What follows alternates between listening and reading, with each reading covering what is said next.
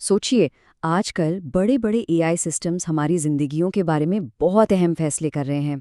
और अक्सर ये फैसले ऐसे तरीकों से किए जा रहे हैं जो बिल्कुल भी शफाफ नहीं है। तो आइए इस ब्लैक बॉक्स को खोलते हैं और देखते हैं कि इसके अंदर आखिर है क्या। तो सवाल ये उठता है कि मुस्तकबिल का फैसला आखिर कर कौन रहा है। जवाब शायद आपको हैरान कर दे, क्योंकि अब फैसला करने वाला हमेशा कोई इंसान नहीं होता। ज़रा तसव्वुर करें कि कोई अपने ख्वाबों के घर के लिए लोन अप्लाई करता है और दरख्वास्त मुस्तरद हो जाती है। वजह, एक ऐसा एल्गोरिदम जिसकी मंतिक मुकम्मल तौर पर पोशीदा है।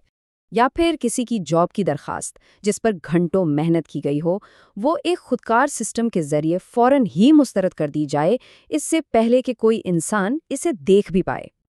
और सबसे परेशान कुन बात जानती हैं, अक्सर वो इंजीनियर्स भी जिन्होंने ये सिस्टम बनाए हैं ठीक ठीक ये नहीं बता पाते कि मशीन ने कोई खास फैसला आखिर क्यों किया। यही एआई के ब्लैक बॉक्स का बुनियादी मसला है। तो चलें इस ब्लैक बॉक्स को खोलने का सफ़र शुरू करते हैं। ये आखिर है क्या, और ये हमारी जिंदगियों पर इतना गहरा असर क्यों डाल रहा है।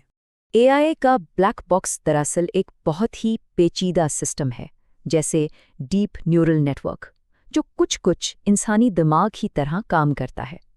इसकी अंदरूनी मंतिक लाखों करोड़ों वेरिएबल्स में छुपी होती है, जिसकी वजह से इसके फैसले का अमल अक्सर इसे बनाने वालों के लिए भी एक मुअम्मा बन जाता है। उसे समझने का एक आसान तरीका है। रिवायती प्रोग्रामिंग में इंसान वाज़े रूल्स लिखता है, जैसे अगर ये हो तो वो करो, यानी मंतिक बिल्कुल साफ होती है। लेकिन मशीन लर्निंग में सिस्टम खुद डेटा से पैटर्न सीखता है। उसकी मंतिक लाखों मुतग़य्यरात में पोशीदा होती है, जिससे समझना तकरीबन नामुमकिन हो जाता है। और ये जो शफाफियत की कमी है ना, ये सेहत जैसे शोबों में तो जानलेवा भी साबित हो सकती है। अगर एआई किसी बीमारी की तशखीस करता है, तो डॉक्टर को सिर्फ हाँ या नहीं से ज़्यादा की ज़रूरत होती है। उन्हें इस फैसले पर भरोसा करने के लिए क्यों जानना होता है। और इसी ज़रूरत ने एक्सप्लेनेबल एआई यानी XAI को जन्म दिया है, जिसका मकसद मशीनों को अपने काम की वजाहत करने पर मजबूर करना है। लेकिन तब क्या हो जब इस ब्लैक बॉक्स को ही जहरीला डेटा दे दिया जाए। देखिए, एआई की अपनी कोई राय नहीं होती, वो हमसे सीखता है। अगर हमारा तारीखी डेटा मुतासिब है, चाहे वो नस्ल की बुनियाद पर हो, जिन्स की बुनियाद पर हो या किसी भी और वजह से, तो एआई ना सिर्फ उसे सीखता है बल्कि उसे कई गुना बढ़ा देता है। ये एक बायस एम्पलीफायर बन जाता है। इसकी एक बहुत ही वाज़ेह मिसाल फेशियल रिकग्निशन सिस्टम्स में मिलती है। कुछ सिस्टम्स ने ख़वातीन और स्याफ़ाम लोगों के लिए बहुत ज़्यादा गलती की शरह दिखाई है। क्यों? क्योंकि उन्हें ज़्यादातर सफ़ेद फाम मर्दों की तस्वीर पर ट्रेन किया गया था। ये सिर्फ एक टेक्निकल खराबी नहीं है, ये डिजिटल तासुब है। और ये तासुब सिर्फ चेहरे की शिनाख्त तक ही महदूद नहीं है। ये खुदकार भर्ती के निज़ाम में पाया गया है, जहां मर्द उम्मीदवारों को तरजीह दी गई, कर्ज की दरखास्तों में और यहाँ तक के कानूनी फैसलों में भी, जहां एल्गोरिदम ने माजी के मुत्तसिब तरीकों की नकल की। जब ऐसे मुत्तसिब निज़ाम नौकरियों और इंसाफ के बारे में फैसले करते हैं, तो इसके नताइज बहुत गहरे होते हैं।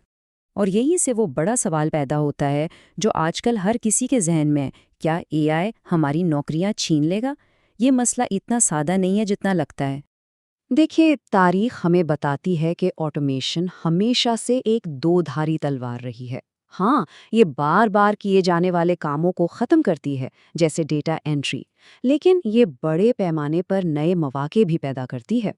आज एआई एथिक्स ऑफिसर या प्रॉम्प्ट इंजीनियर जैसी नौकरियां मौजूद हैं, जिनका 10 साल पहले कोई तसव्वुर भी नहीं कर सकता था।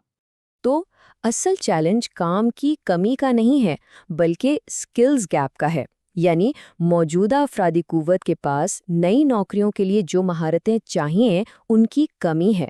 इस खला को पुर करना हमारी नस्ल का सबसे बड़ा माशी चैलेंज है। ये अपस्किलिंग का सफ़र कुछ इस तरह का दिखाई देता है। पहले एक मामूली काम खुदकार हो जाता है, फिर वर्कर नई महारतें सीखता है, जैसे डेटा का तज्जिया करना, और आखिर में वही वर्कर हिकमत अमली और तख्लीकी कामों के लिए एआई को एक ताकतवर टूल के तौर पर इस्तेमाल करता है, जिससे उसकी अपनी कदर और बढ़ जाती है। तो सवाल ये है कि हम इन खतरात को कैसे संभाल सकते हैं और एक महफूज एआई कैसे बना सकते हैं।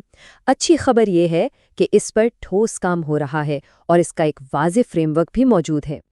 जिम्मेदार एआई के 3 अहम सुतून हैं। पहला, ٹیکنیکل حل ہے جیسے XAI۔ دوسرا طریقہ کار ہے یعنی ہیومن ان دی لوپ، جو ہر اہم فیصلے میں انسانی نگرانی کو یقینی بناتا ہے۔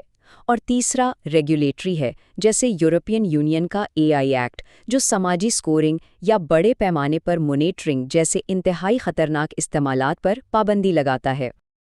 یہ ہیومن ان دا لوپ کا جو تصور ہے نا، یہ سمجھیں کہ ایک آخری حفاظتی جال ہے۔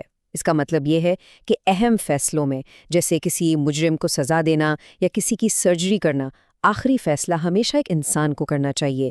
AI کو ہمارا معاون پائلٹ ہونا چاہیے، جہاز کا واحد کپتان نہیں۔ AI کا مستقبل صرف بڑی بڑی ٹیکنالوجی کمپنیوں اور حکومتوں کے ہاتھ میں نہیں ہے، اس میں ہر ایک کا کردار ہے، اور یہ جاننا ضروری ہے کہ کیا کیا جا سکتا ہے۔ یہاں تعصب کو پہچاننے کے لیے ایک چھوٹی سی گائیڈ ہے جسے کوئی بھی استعمال کر سکتا ہے۔ خود سے پوچھئے، کیا کوئی ٹول مسلسل ایک گروپ کی حمایت کر رہا ہے؟ کیا مختلف آبادیوں کے لیے نتائج مختلف ہیں؟ کیا اس کا ٹریننگ ڈیٹا ان تمام لوگوں کی نمائندگی کرتا ہے جن پر یہ اثر انداز ہوتا ہے؟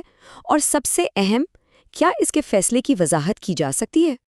اور اگر کوئی اس بارے میں مزید جاننا چاہتا ہے تو اچھی خبر یہ ہے کہ کورسیرا اور ایڈیکس جیسے پلیٹ فارمز پر نئے سیکھنے والوں کے لیے بہت اچھے AI کورسز موجود ہیں۔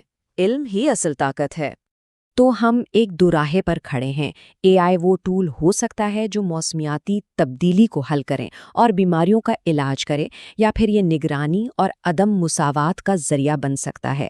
شفافیت کا مطالبہ کر کے، تعصب کو چیلنج کر کے اور ہمیشہ سیکھنے کے عمل کو اپنا کر ہم صرف مستقبل کا انتظار نہیں کرتے بلکہ ہم اسے خود بناتے ہیں۔ تو سوال یہ نہیں ہے کہ AI کیا کر سکتا ہے، بلکہ یہ ہے کہ ہم اسے کیا کرنے کی اجازت دیں گے۔